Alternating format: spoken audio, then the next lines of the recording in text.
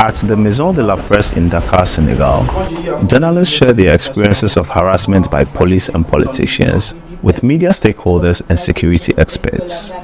They say violations in the past 2 years are responsible for Senegal's ranking on the Press Freedom Index, dropping from 49th to 104th of 180 countries. Coverage of protests over the arrest of an opposition leader in 2021 marks the beginning of the decline, says Mamadou Tio, chair of Senegal's Council for the Observation of the Rules of Ethics and Professional Conduct in the Media, or CORED.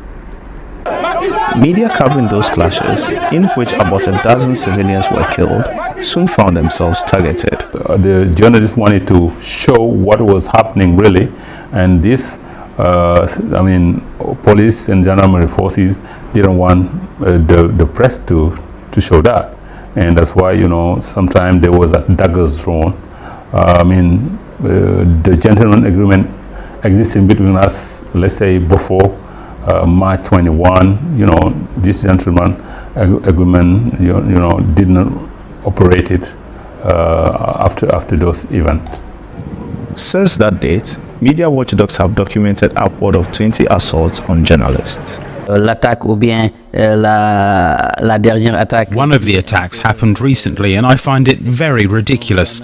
During a protest, the governor, specifically a former governor of Dakar, gave blatant instructions to the defense and security forces to tear gas and attack the press. VOA's attempt to reach Governor Alioune Badara Sane about the incident were unsuccessful. A spokesperson for Senegal's government did not respond to VOA's request for comment about the incident and the country's decline in press freedom. In a bid to repair the relationship, police and press are training together. In a training session hosted by RSF, journalists called for increased protection and reform to several provisions in Senegal's press code.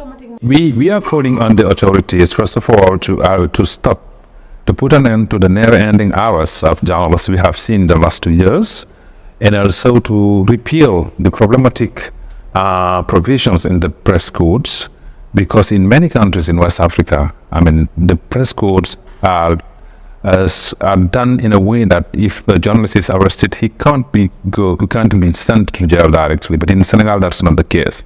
As Senegal's February presidential election approached, Reporters Without Borders, or RSF, has observed an increase in harassment. The media watchdog has noted a rise in intermittent internet cuts and social media blackouts as well. Sabah Abbas says these are attempts to silence the media. I don't think our country, which always claims to be a democratic and hospitable country, should be called a democratic one if we continue to see these kinds of practices, if journalists can no longer do their job properly. While CORED says many journalists are wary of political coverage ahead of the February vote, RSF says it will be there to help train and equip reporters to do their work safely. Senanu told VOA News, Dakar, Senegal.